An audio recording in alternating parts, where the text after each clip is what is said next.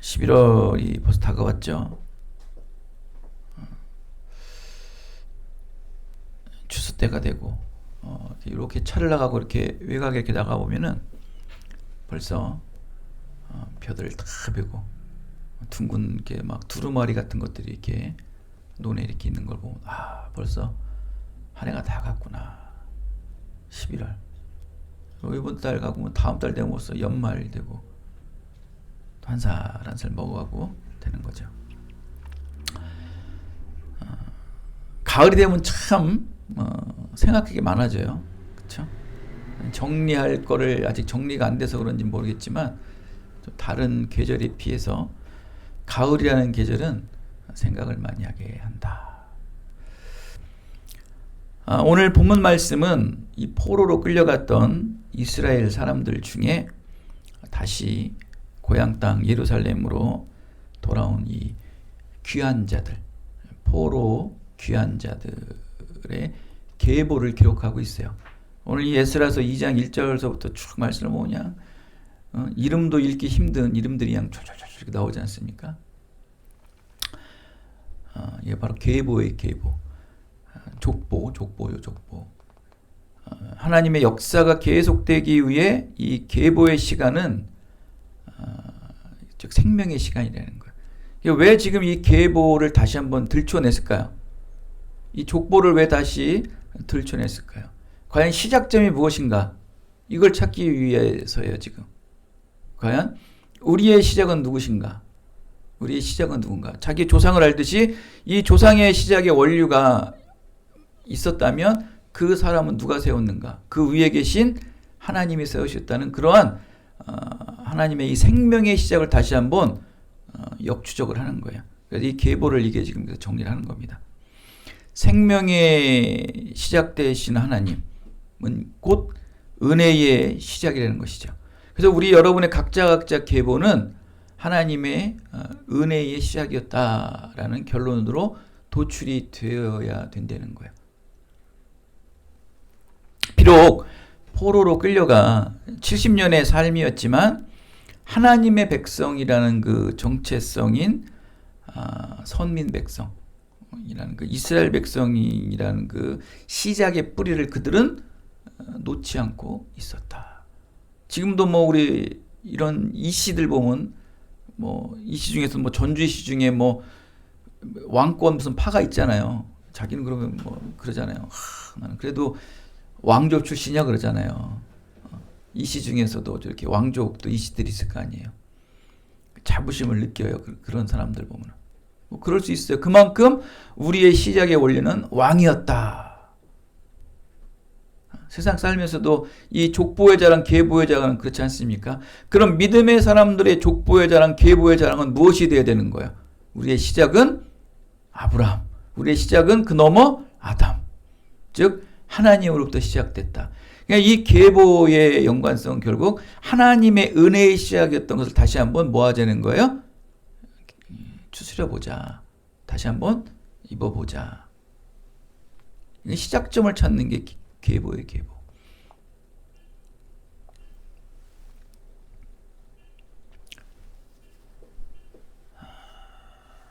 잠시 멈춰져 있었을 것 같았던 포로 70년의 생활. 이제 그들이 어디로 간다고 그랬어요? 그의 고향 땅인 예루살렘으로 돌아가서 다시 그들의 시작을 해야 되는 거예요. 그럼 그 시작을 어디서부터 보는 거예요? 예루살렘으로부터의 시작이 아닌 하나님의 은혜의 시작, 하나님의 생명의 시작으로부터 보았다. 끝내주지 않습니까? 이래서 하나님께서 이스라엘 백성들을 못 버리는 이유예요. 그래서 하나님께서는 은혜 받은 자들을 못 버리는 이유예요. 왜? 그 은혜의 맛을 알기 때문에. 그 하나님의 그 은혜 받은 것을 알기 때문에 비록 그가 실족하고 넘어지고 뭐 다른 곳에서 막 뒹굴며 살을지라도 언젠가 그들을 부른 이유는 다시 그들을 찾는 이유는 하나님의 은혜를 추스려보라. 너의 은혜의 시작을 찾아보라. 끊임없이 하나님께서는 그 은혜를 우리들에게 되짚어보라고 말씀을 하시는 거예요. 이게 바로 정체성 있는 믿음의 사람들이라는 거예요. 그래서 여러분 근간 그러죠. 근원도 없는 저 집안, 예전에 그러잖아요. 저런 근본도 없는 저런 집안이랑 무슨 장가를 가느냐, 무슨 시집을 가느냐 하면서 막 노발대발했던 적이 있었죠. 믿음의 사람들도 그렇게 근본이 중요한 거예요. 믿음의 근본, 은혜의 근본, 우리의 시작, 나의 모든 시작은 하나님으로부터 시작이었다. 하나님의 뜻에 따라 이 70년의 포로의 기반과 터전을 뒤로 등지고 예루살렘의 길을 떠난 자들이 누구이며 왜 떠나야 했는지를 오늘 한번 말씀을 통해 알아보도록 하겠습니다. 먼저 에스라는 말이죠. 예루살렘으로 돌아갈 자들을 가문별, 출신별로 쫙 나열합니다. 정리를 합니다. 이 성경 저자들이 이 새로운 하나님의 역사가 시작될 때 항상 이스라엘 사람들의 인구를 또 가문별로 헤아리고 기록하는 경우가 굉장히 많아요. 우리도 뭐 어디 이사 가려면은 새로운 터전을 가고 새로운 지역으로 가고 새로운 직장을 가려면 다 뭐합니까? 지금까지 있었던 모든 것들 정리하죠. 재산도 정리하고 뭐도 정리하고 사람도 정리하고 다 정리하는 거예요. 모든 것이 다 그래요. 성경도 마찬가지야. 새로운 일을 시작하기 위해서는 정리를 하는 거예요. 지도자인 에스라는 이렇게 가문별로 모든 인구들을 조사하고 정리를 합니다. 얼마나 많겠습니까? 분리별로 정리를 해야 되는 거예요. 특정한 몇 사람이 아니라 이스라엘 공동체가 회복의 역사에 다 함께 연합하고 동참하기 위해 이거를 정리하는 거예요. 의도성이 있는 거예요. 이들 뭐 열거해 보면 뭐 쭉 나와. 2절서부터 35절은 뭐 가문별 지도자, 36절에서부터 39절은 뭐 제사장, 또 이외에는 레위 사람들, 또 성전에 일할 사람들 다 이렇게 구분해요. 하나님의 일할 사람 중에서도 성전에 뭐 물을 기르는 사람들, 뭐 장작을 캐는 사람들, 향을 피우는 사람들, 짐승을 잡는 사람들, 이거 다 분류하는 거. 그 다음에 솔로몬 시대 때의 그 신하의 자손들까지 다 분류하는 거. 세부적으로 다 분류하는 거. 이게 보통 일이 아니에요, 여러분. 이게. 여러분 뭐 등급도 나누잖아요. 뭐 몇 등급 다 나누지 않습니까?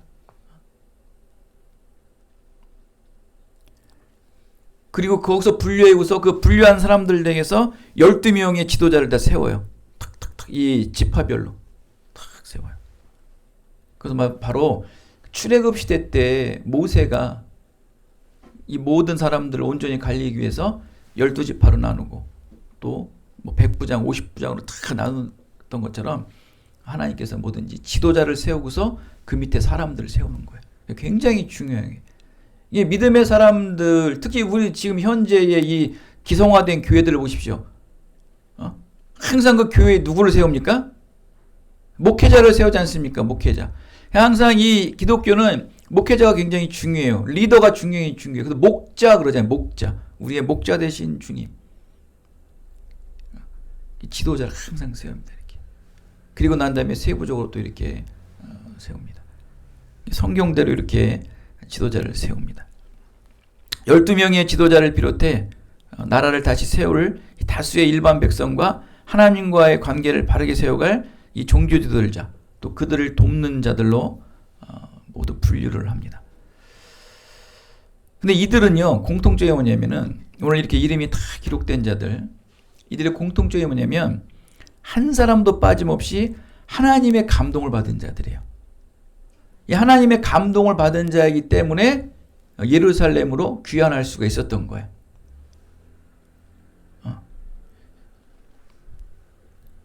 미래를 알 수 없는 역경의 길을 기쁜 마음으로 함께 걷기로 작정한 하나님의 백성들.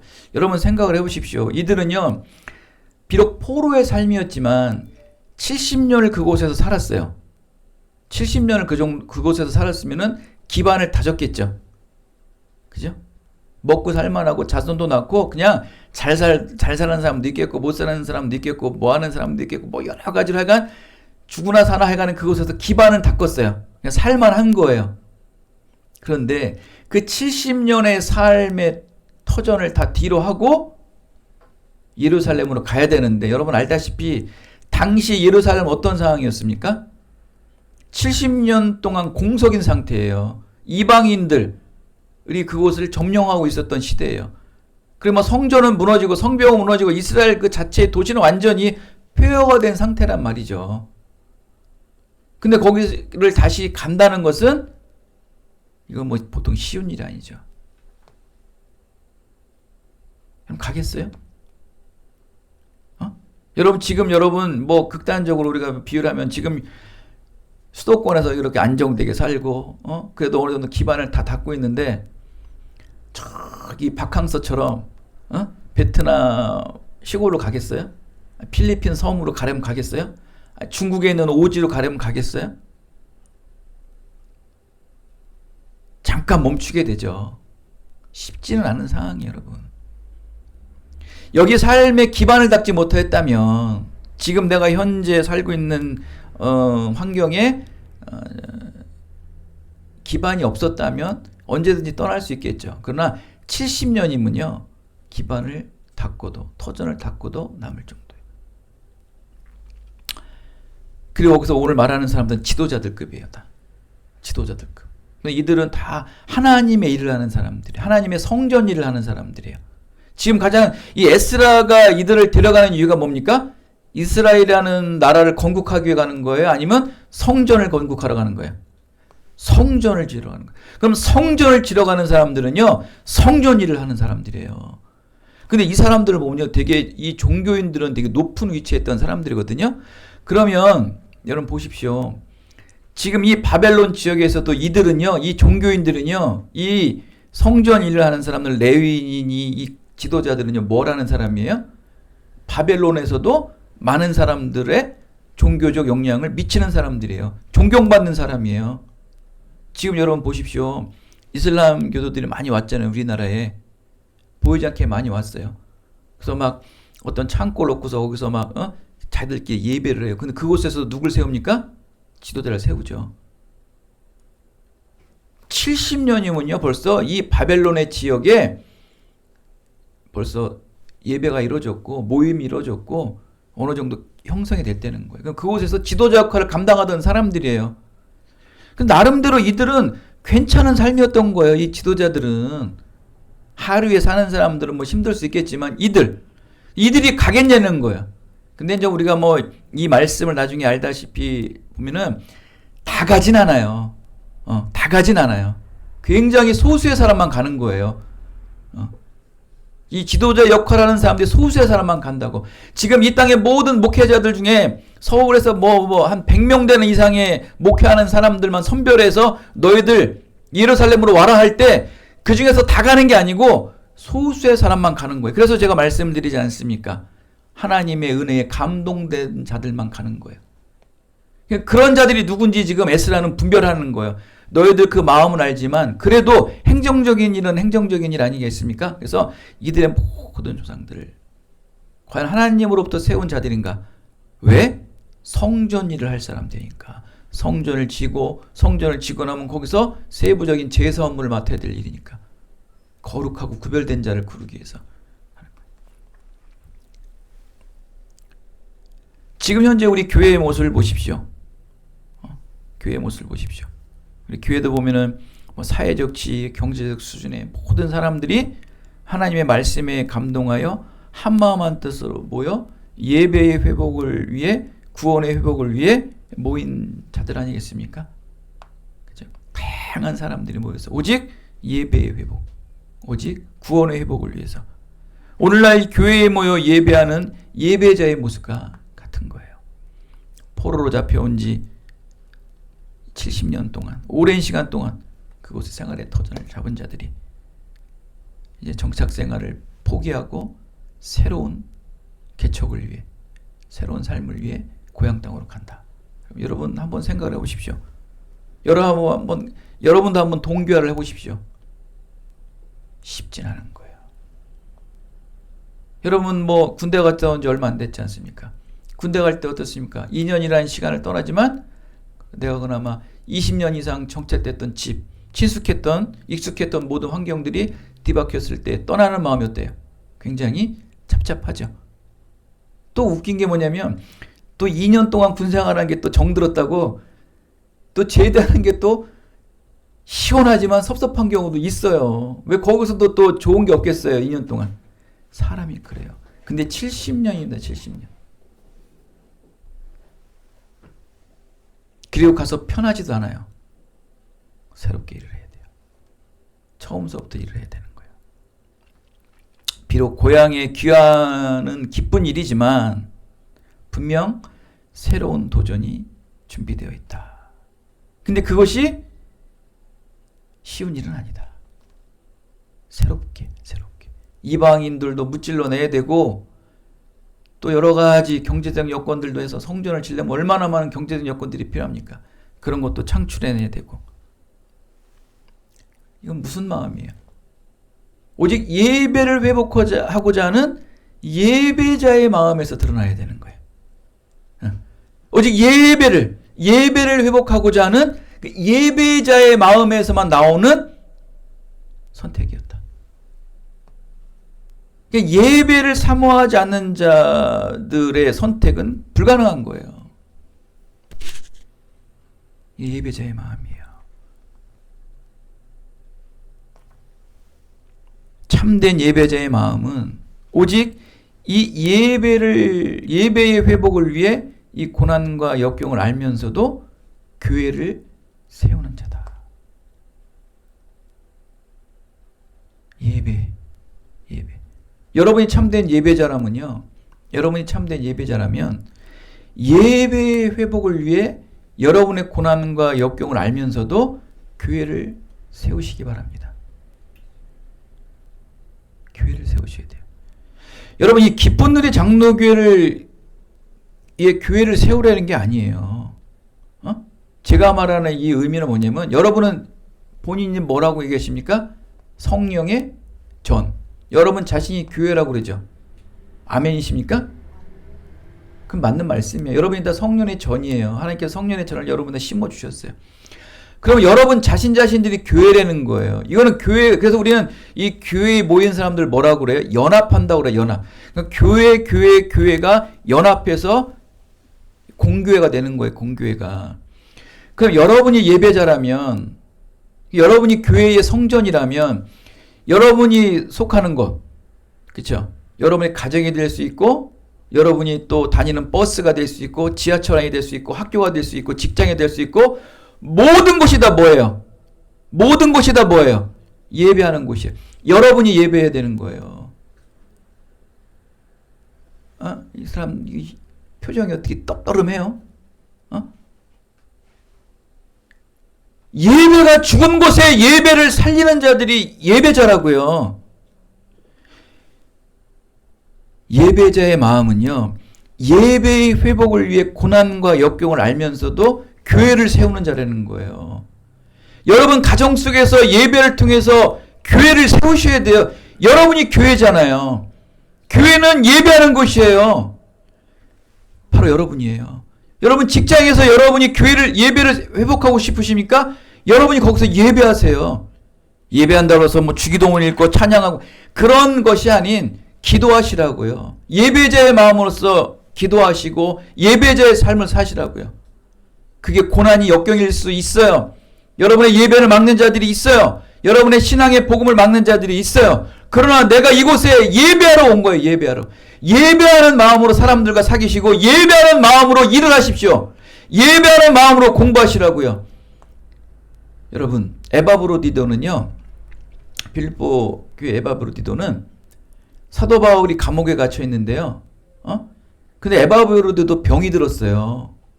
병이 들어가지고 자기 몸도 하나 간수하지 못해. 그래서 골로새 교인들이 그래. 제발 좀 우리 에바브로디도 좀 보내달라.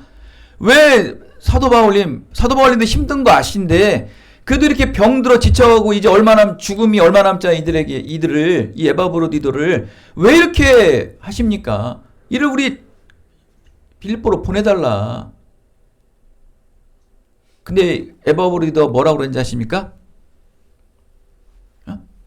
나는 지금 이 사도 바울의 옥바라질 하잖아요. 하루도 쉬지 않고 옥바라질 하는 거 에바브로디도가.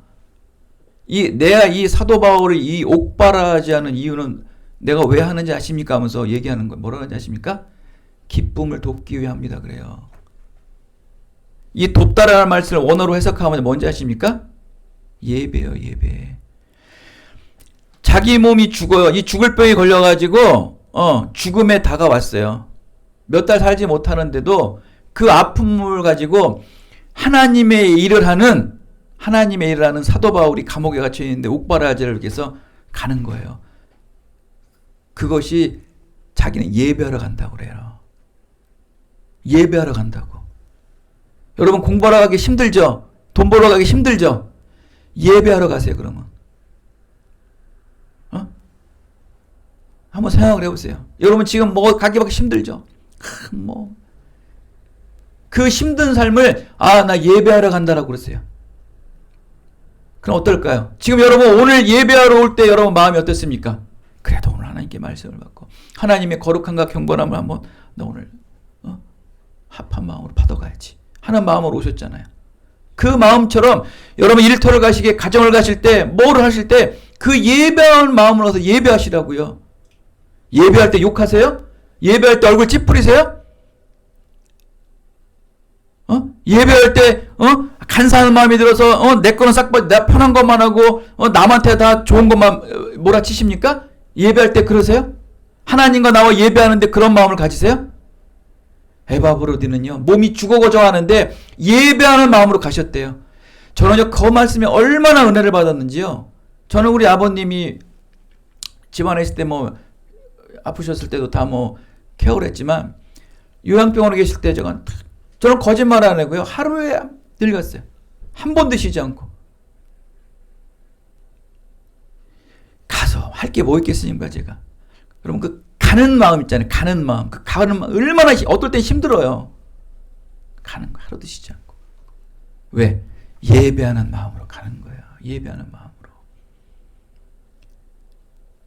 가면요 정말 힘들어요. 정말. 사람 여러분 아픈 분 병 가두는 게 얼마나 힘든지 아십니까? 예배하는 마음으로. 여러분 정말 힘든 일들 있죠. 정말 만나고 싶고 꼴도 보기 싫은 인간들 있죠. 예배하는 마음으로 하세요. 왜? 여러분은 예배자이니까. 그럼 예배를 어디서 하실 것입니까, 여러분? 여러분 제발 예배를 어디서 하실 거예요? 예배자가 예배를 어디서 합니까? 여러분이 서 있는 곳이 예배하는 곳이에요. 과연 그것을 예배하는 마음으로 하십니까? 지금 여러분이 앉아 있어서 하나님의 말씀을 생명의 말씀으로 듣고자 하는 그 마음으로 여러분 삶 속에 살아가고 있어요?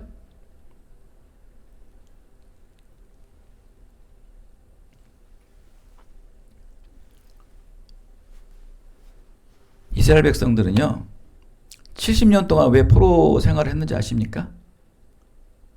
하나님께서 가장 싫어하는 죄 중에 죄가 뭡니까? 바로 우상숭배예요. 하나님 외에 다른 것을 높이 삼는 것을 우상숭배라고 그러죠. 죄 중에 죄, 하나님을 버린 죄, 하나님의 말씀을 따르지 않은 죄. 이 죄로 인해서 아주 처절한 패망을 겪죠. 그리고 무려 70년 동안 바벨론 포로 생활을 합니다. 근데 그곳에서 하나님께서는 그들을 버리지 않으시고 그곳에서 연단하십니다. 하나님을 그리워하게 하시고 예배를 그리워하게 하는 거예요. 저도요 처음에 모교회를 떠나서 다른 지역에 인전 교육자로 갔을 때 이게 안 맞아. 예배를 해도 찌뿌둥해. 사람이 습관이 되다 보니까 그 예배 패턴, 그 예배의 어떠한 그 은혜로 살아야 되는데 그렇지 않고 다른 교회 예배를 하니까 막 방법도 다르고 막 다 똑같지만 의미는 똑같지만 껄쩍지근하더라고 예배가. 그러니까 때가 되면 가끔 은혜가 좀 이렇게 좀 낮아지고 좀 이렇게 실족함이 좀 있을 때 보면은 그 뜨거웠을 때의 그 모교회에서 예배하고 기도할 때 생각이 나더라고. 내가 은혜 받았던 그곳에서 예배했던 생각이 나는 거예요. 이스라엘 백성도 마찬가지예요. 고향 땅에서 예루살렘 성전에서 예배하고 제사 드릴 때 하나님의 임했던 그 은혜, 그 경건과 거룩함이 그들 속에 남아있겠죠. 그러다 보니까 이방 땅에서 포로 생활 속에서 예배하는 게 어때요? 간절히 드리긴 드리지만 어때요? 예루살렘에서 드릴 때 그 마음과 같을까요? 그렇지 않죠. 하나님께서 그들에게 예배의 그리움, 예배의 간절함 심어주신 거예요. 그래서 무려 70년 동안 그렇게 그들을 연단을 하셨다. 참된 교회, 참된 예배자를 결국 그곳에서 세우셨던 거예요.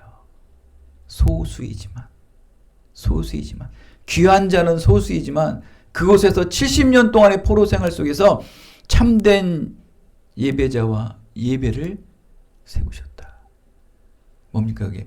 갈급한 마음, 애통한 마음, 심령이 가난한 마음으로 그들을 만드신 거예요. 그러니 이제 자유함을 얻었을 때, 해방을 얻었을 때 그들은 자원하는 마음으로 예루살렘으로 갔던 거예요. 그것이 고난이 있고 역경이 있던 게 보여요, 안 보여요? 안 보이는 거예요. 이게 바로 예배자의 마음이에요. 참된 예배자의 삶은 참된 예배의 회복이다. 예배의 회복을 위해서 참된 예배자는 물불을 안 가리는 거예요. 안 보이는 거예요. 진정한 본질의 사람이죠. 그런 자들이 있는 곳에 뭐가 세워집니까? 교회가 세워지는 거예요. 교회가. 하나님의 말씀을 듣고 하나님의 정말 참된 본질의 예배가 회복된 자만이 그런 예배자들이 있는 곳에여야지만 교회가 세워진다. 교회의 수가 많고 적고 뭐 많으면 좋겠죠. 경제적으로도 충만하고 여러 가지 여유도 생기고 더 많은 역할도 감당하겠지만 그러나 교회의 본질은 그 많은 수가 아니라는 거예요. 참된 예배자가 있느냐, 몇 명의 예배자가 있느냐, 그게 기준의 잣대가 되겠죠. 여러분 오늘 마지막 말씀을 마치겠습니다. 이 믿음 없는 이 시대에 정말 참된 예배자가 회복되어서 그곳에서 어떤 일이 생기냐면요. 오늘 그 59절의 말씀을 보면 이런 말씀이 나요. 그들의 조상의 가문과 선조가 이스라엘에 속하였는지 밝힐 수 없었더라. 뭐냐면 이 에스라는요, 많은 그 성전에 일을 할 사람들을 다 구분하지만 여기서 불분명한 사람들을 가라지로 나누는 거예요. 가짜도 있다는 거예요. 근데 이거를 도저히 자기가 선별할 수 없으니까 무엇을 씁니까? 우림과 둠빔을 써요. 우림과 둠빔을 써서 이 사람들을 분별하는 거예요. 이것은 무엇을 얘기합니까? 그만큼 하나님의 일, 예배의 회복을 위한 일이라면 온전한 자가 해야 된다는 거예요. 가식적인 이 가면을 쓴 자가 아닌 외식적인 마음으로 뭔가 여기서 막 묻혀서 가고 이런 모습이 아닌 진정한 사람, 가라지가 아닌 온전한 알곡들만을 구별하기 위해서 구별했다는 거예요. 바로 이 누룩을 제거하기 위해서, 이 가라지를 제거하기 위해서 에스라는 이 인구조사를 통해서, 계보를 통해서 분별하고 또 분별하는데 이게 사람이 분별하지 못할 때는 하나님의 방법인 우림과 둠빔을 사용하셔서 하나님께서 쓰게 하셨다는 거예요. 이렇게 철저하게 예배의 회복을 위해서 이 시작서부터 이렇게 준비를 했다는 거예요. 얼마나 철저하게 준비합니까, 여러분? 이렇게 이 땅 교회와 예배자는 끊임없이 이 죄의 불순물을 제거해야 된다는 거예요. 이 시대 때도 이렇게 예배 회복을 위해, 성전의 재건을 위해 정말 불순물, 온전한 계보가 아닌 자들, 하나님의 성전의 일을 맡지 못할 자들을 정말 우림과 둠빔을 사용해서라도 분별했던 것처럼 하나님께 맡겨버렸다는 거예요. 내가 이 사람을 도저히 알 수 없으니까 하나님이 이 사람이 진짜인지 가짜인지 알려주세요라고 맡겨버린 거예요, 여러분. 이 땅 교회, 이 시대의 교회, 끊임없는 죄의 불순물을 제거해야 됩니다. 피의 예배가 있어야 돼요. 십자가의 피보혈의 예배가 있어야 되고요. 눈물의 기도로서 이 거룩한 예배처를 세우셔야 되는 거예요. 과연 여러분 예배를 위해서, 예배의 본질의 회복을 위해서 정말 십자가의 피를 흘리며 예배하십니까? 눈물로 기도하시며 예배처를 세우십니까? 여러분 아직도 나이 74세가 되신 한 분은요, 지금 시골교회에서 목회를 하는데 벌써 20명, 30명이 다 돼간대요. 근데 여러분 잘 보십시오. 일주일에 한 번밖에 예배드리지 않는 교회예요. 노 목회자가 너무 힘이 들어서 목회를 못한대요. 일주일에 한 번 예배, 한 번. 근데 피를 피를 흘리는 마음으로 예배하는 자가 있고요. 그 한편의 예배를 드리기 위해서 정말 눈물로 기도하며 그 성도들이 예배한대요. 누가 잘한 거? 그 목회자가 잘한 겁니까? 정말 그 간절한 마음으로, 애통한 마음으로 예배하는 자의 마음입니까? 바로 예배자가 이 교회를 세우는 거예요. 교회를. 그들이 세워가고 있잖아요. 이러한 시대 속에서도 세워가고 있어요. 피의 예배, 눈물의 기도로 여러분 교회를 세우셔야 됩니다. 여러분. 기도의 우림, 말씀의 둔빔으로 분별하셔서 온전한 예배자들이 이곳에 모였을 때 교회는 탄탄해지고 이 시대를 향해 우는 자들과 함께 올 수 있는 거예요. 외로운 자에게 함께 외로울 수 있는 거예요. 가식적으로 울지 마시고 가식적으로 행하지 마시라고요. 정말 더럽고 추악합니다. 그 많고 많은 교회 중에 우는 자들과 우는 자가 없다는 거예요. 할로윈데이에 맨날 정죄만 하고 있고 죽어져가는 청년들 왜 저렇게 노는 데 가서 죽어가느냐 그 뒷말만 하고 있고 세상 사람들은 그렇게 얘기할 수 있어요. 교회는 그러지 말아야죠. 교회는 그 죽음 앞에 울어줘야 되는 거 아닙니까? 그 남아있는 유족들과 슬픔을 이기지 못하는 자들과 함께 울어줘야 되는 거 아니에요? 그들의 슬픔을 어떻게 이깁니까? 유족들을. 그 피와 같이 정말 사랑했던 그 자녀들, 20대 30대도 안 된 그 자녀들, 꽃도 피워보지 못한 그 자녀들과 함께 그 슬픔을 어떻게 이겨냅니까? 그 이겨낼 수 있는 건 오직 하나입니다. 영원한 생명 대신 교회가 그들을 위로해줘야 되는데 교회는 뭐라고 합니까? 왜 사탄이 하는 짓 해가지고 왜 죽어가냐 이거죠. 왜 저들을 위해 우냐는 거예요. 교회가 지금 그러고 있지 않습니까? 이게 교회예요? 영원한 생명을 얻어야 될 교회가 교회냐고요. 이게 가난한 자를 향해서 정말 도와주는 게 교회예요? 철저히 여러분 회개하셔야 피눈물 흘리셔야 됩니다. 여러분 피의 예배를 드려보셔야죠. 십자가의 피를 여러분 드리고 예배를 드려야죠. 눈물로 기도 올려보셨습니까? 그리고서 무엇 가식을 떨고 정말 우는 자들과 울어보셨어요? 정말 가난한 자 옆에서 여러분 아파보셨냐고요. 어디 그런 것도 해보지 못한 사람들이 가서 무언 선한 짓을 하고 다닙니까? 정말 이가 떨리고 치가 떨립니다. 저는 하지 마십시오. 차라리 가지 마세요. 가지도 마시고 하지 마세요. 그냥 돈 버세요. 그냥 사회복지를 재활복지를 하지 마세요. 그 영혼을 사랑하십니까? 여러분 자신이 정말 피의 예배를 드려보고 눈물의 기도를 드려보셨습니까?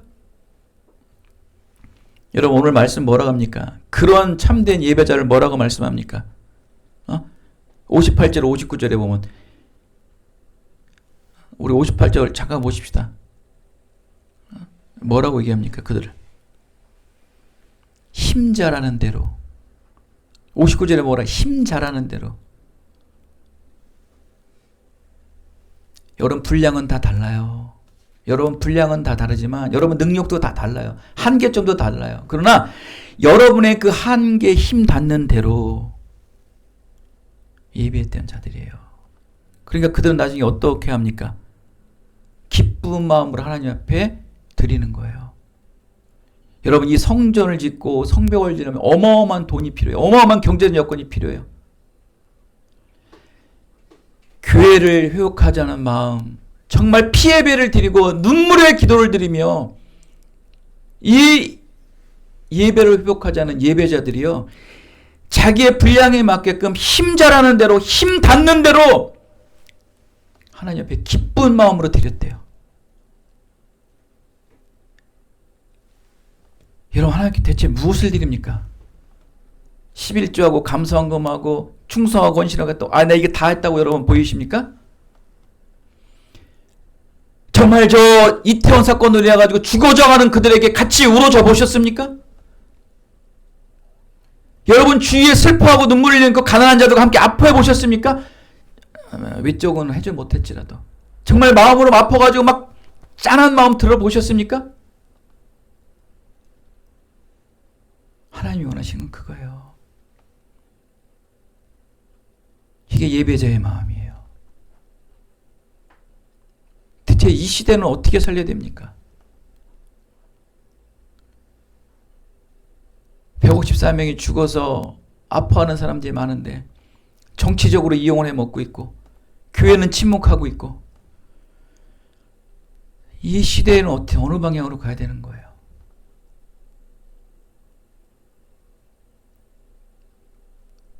참된 예배를 회복하는 자가 없어요.